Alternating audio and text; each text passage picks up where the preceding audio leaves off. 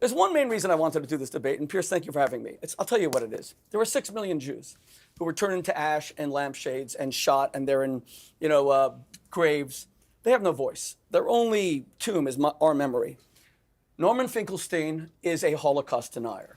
He has said that David Irving, the #1 Holocaust denier on earth, who Britain despises to their credit, who lost huge against Deborah Lipstadt, he said he's a great historian.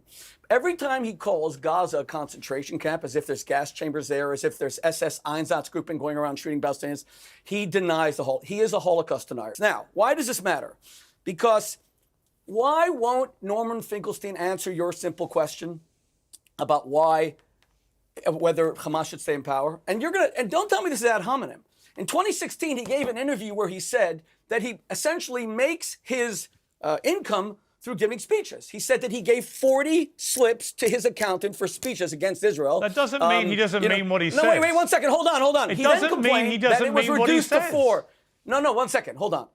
If he attacks Hamas, he said that his speeches went from 40 to only 4. He'll be down to 0. Now, here's the point. You're right. It doesn't mean that. But when you pressed him in your first debate, and you did so admirably, Pierce, Shani Luke's parents stayed at my house for the past 10 days. She was the woman who, within an hour or two of the attack, the German-Israeli woman, was put dead, shot in the head, stripped naked.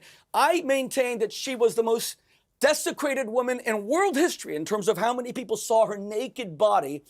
As that was happening, Norman Finkelstein wrote, "It warms every fiber of my soul" about these scenes in Gaza. And glory, glory, hallelujah. Now, to your credit, you pressed him on this in the first interview. And you know what he said? He said, "I had no idea. I only thought 50 Jews had died. I didn't know 1,200. So 2 questions. Number 1, Norman Finkelstein, how many Jews need to die before you are no longer celebrating their death and saying, glory, hallelujah? Is it 51? Is it 500?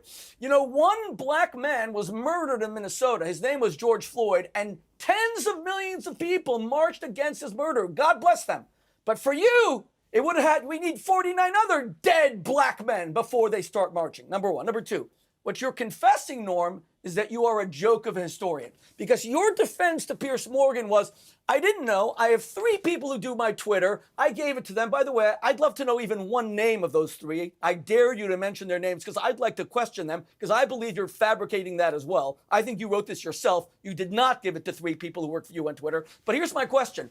You claim to be a serious historian. What kind of serious historian, before they even know the facts, says, I love seeing dead Jews? You admit you knew nothing.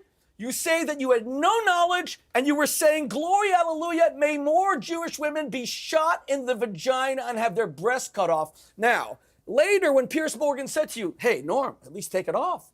At least delete it. You now admit 1,200 died. And you know what you said?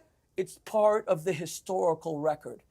So you are a fraudulent historian by your own admission. You said this fraud that you are thrilled that Jews were shot in the vagina, women were gang raped, is part of history, but it's a false history.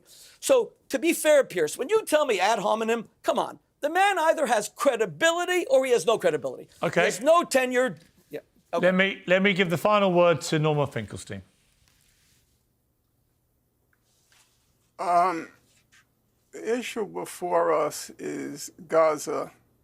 It's not me. Now, there is a temptation, obviously, on my part to defend my professional honor and my personal honor, but I am going to forego that. I'm going to withstand that temptation and end on the note that this conversation began and was supposed to continue.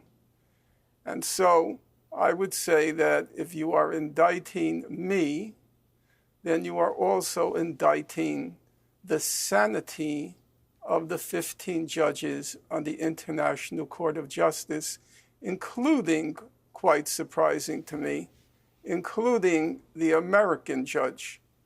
Now, if you examine the proceedings closely, which I did, each judge had the option of including in their decision what's called a declaration. And the German judge did exercise that option and wrote a 5-page declaration in which he distanced himself from certain of the findings.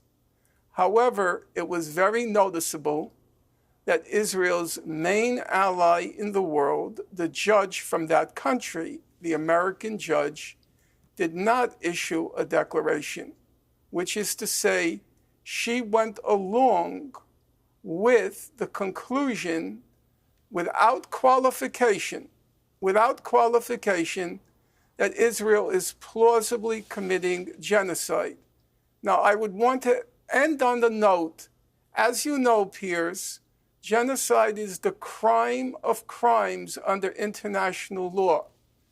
To be plausibly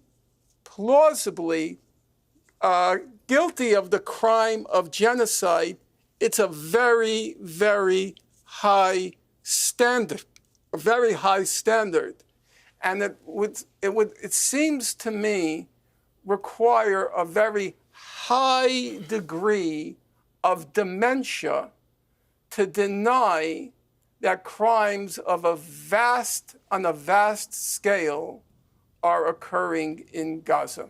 Okay. Thank you. We're going to leave it there. That is a blood libel. That is a blood libel. It's a lie. The ICJ never said that. That is pure blood libel. Norm, you may as well say that we Jews mix blood into of Christian children into our matzahs, poison the wells of Europe. You are guilty of a blood libel. The ICJ never said that. They ruled in Israel's favor. You, sir, are a liar, and you are guilty of a libel against your own people and against your own parents. Your parents were not haters. They were victims. They did not hate Germans. The Germans hated them and tried to murder them. Rabbi Shmuley, you owe your parents' memory an apology. We're going to leave it there. Norma Finkelstein, Rabbi Shmuley, thank you both very much. I appreciate it.